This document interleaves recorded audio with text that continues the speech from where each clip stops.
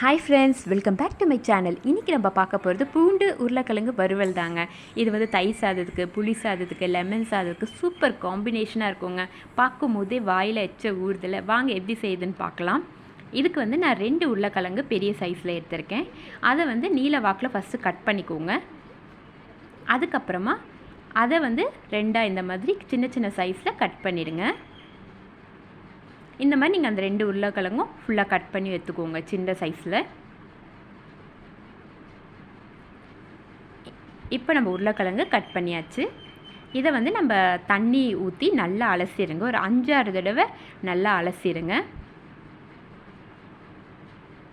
பார்த்திங்களா, இந்த அளவுக்கு நல்லா அலசிடணுங்க. அப்புறம் நான் 2 சின்ன சைஸில் வெங்காயம் எடுத்திருக்கேன். அதையும் நீங்கள் கட் பண்ணி வச்சுக்கோங்க. அப்புறம் ஒரு 10 பல் பூண்டு தோல் எடுக்காமல் நல்லா சுத்தம் பண்ணிவிட்டு கழுவிட்டு அதுக்கப்புறம் இதை தட்டி எடுத்துக்கோங்க. இந்த அளவுக்கு தட்டி எடுத்துக்கோங்க.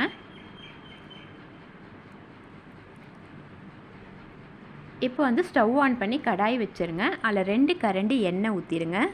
எண்ணெய் நல்லா சூடானதுக்கப்புறமா அதில் 1 ஸ்பூன் கடுகு போட்டுடுங்க. கொஞ்சமாக உளுத்தப்பருப்பு சேர்த்துக்கோங்க. கொஞ்சம் சீரகம் சேர்த்துருங்க. அப்புறம் கொஞ்சம் பெருங்காயம்.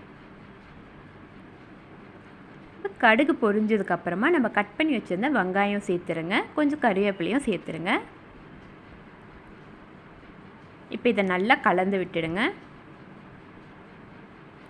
வெங்காயம் ஓரளவுக்கு வதங்கினதுக்கப்புறமா நம்ம தட்டி வச்சுருந்த பூண்டை இதில் நீங்கள் சேர்த்துருங்க.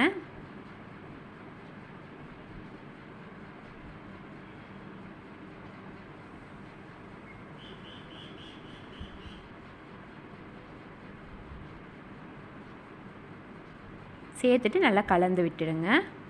அதுக்கப்புறமா உருளைக்கிழங்கு இதில் நீங்கள் நல்லா வடிகட்டிட்டு இதில் சேர்த்துருங்க. சேர்த்து நல்லா கலந்து விட்டுருங்க.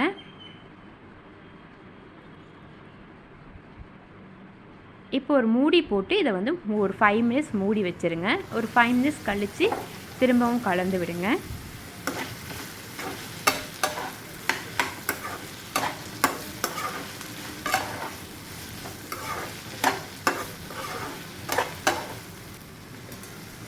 திரும்பவும் மூடி போட்டு ஒரு 5 மினிட்ஸ் வேக விடுங்க.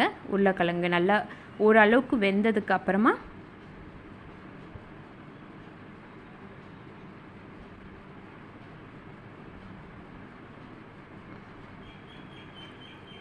ஒரு ஸ்பூன் சில்லி பவுடர் சேர்த்துக்கோங்க. 1/2 ஸ்பூன் தனியா பவுடர் சேர்த்துக்கோங்க. உப்பு தேவைக்கேற்ப சேர்த்துக்கோங்க. 1/4 டீஸ்பூன் கரம் மசாலா சேர்த்து நல்லா கலந்து விட்டுடுங்க.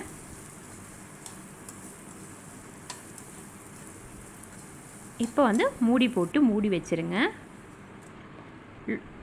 லோ ஃப்ளேமில் வச்சுருங்க. இது எல்லாமே நான் லோ ஃப்ளேமில் தான் செஞ்சிட்ருக்கேன். திரும்பவும் மூடி எடுத்து நல்லா கலந்து விட்டு திரும்ப மூடி போட்டு இந்த உருளைக்கிழங்கு ஃப்ரை ஆகிற வரையும் நீங்கள் இந்த மாதிரி மூடி போட்டு போட்டு பண்ணிடுங்க. இப்போ பாருங்கள், நம்மளுக்கு உருளைக்கிழங்கு நல்லாவே ஃப்ரை ஆகிடுச்சு. இது கண்டிப்பாக ட்ரை பண்ணி பாருங்கள், சூப்பராக இருக்கும். அப்புறம் நம்ம சேனல் மறக்காமல் சப்ஸ்கிரைப் பண்ணிடுங்க. தேங்க்ஸ் ஃபார் வாட்சிங்.